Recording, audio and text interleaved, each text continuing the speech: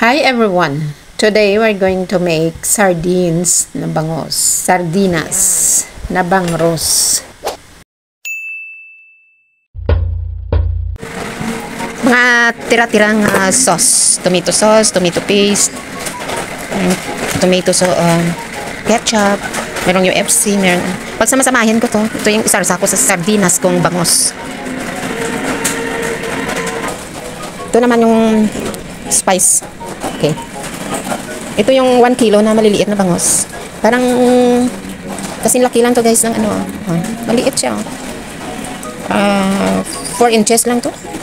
Siguro dahil sa bagyo, yung mga bangos production sa Kaya na mayroong nagbenta dito maraming bangos. Ang tawag dito guys, bangos fingerlings. Kasi parang fingers lang siya. Maliliit to, 10 piraso, 1 kilo. Gawa tayo pang flavorings. Lagyan natin ng oyster sauce. Asin and black pepper. Salt. Ito alat. Okay, pamintang durog. Ito yung mga spice oregano. Lagyan natin ng sugar to balance the flavor. Okay, tomato sauce. Tomato paste. Half tomato sauce, half tomato paste. Saka yung iba, lagyan nyo ng ketchup, sweet chili, sweet chili sauce.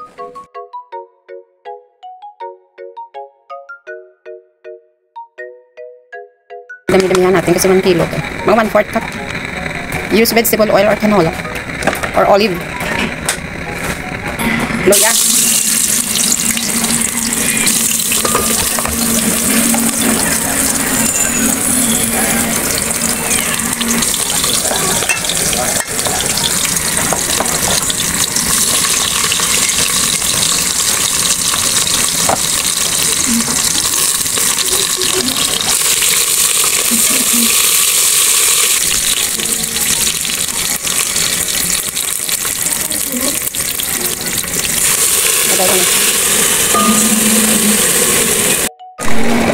So, dito na lahat mga spice and flavorings.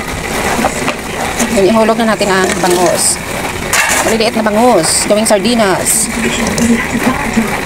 I-cover natin. Lagyan natin ng maraming sabaw. Sabaw, tubig. Okay, ihulog itong carrots. Yan, sa taas. Lagyan ng pickles. Pickle relish, maglagay ako. Pickle relish, o pickles.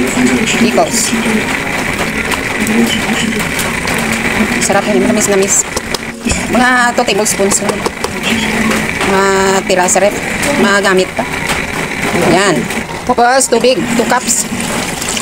Tansya ko na to guys. Wala akong measuring cup na nasa kamay ko. Tansya na lang.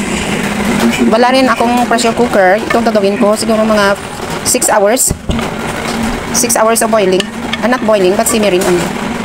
Ayan. Pag lumiit na yung sabaw mamaya, yan ang sardines na yun. Talagang lahat na buto, pwede mo makain. Parang pressure cook din ang pagtagan ko pa. Okay. Takpan. Pag gumulo na, bawasan ang apoy ha. Simmer lang. Yan. Yeah, meron na tayong sardinas in 3 hours.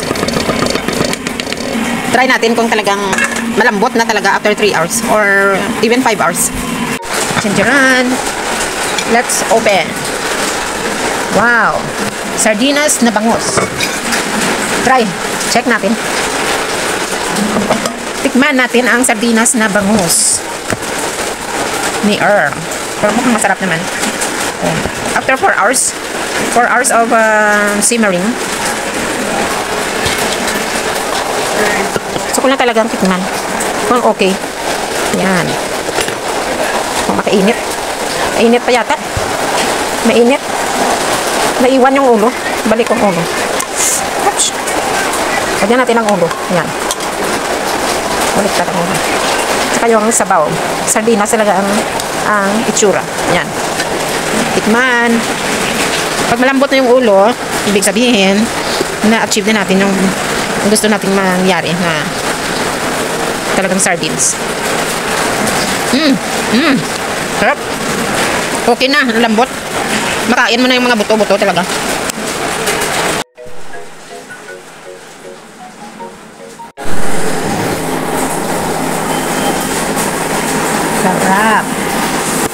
Ganda oh. Gusto ko kumain guys ng aking sardinas. Mukhang masarap. Yan oh. Pero with rice na. Kasi masarap ang sardinas eh. Talagang makain mo na talagang after 4 hours. Parang pressure cook siya. Kaldero ko lang to guys. Kaldero na maganda ang takip. Sarap. Tama lang lasa. Yung mga pickle.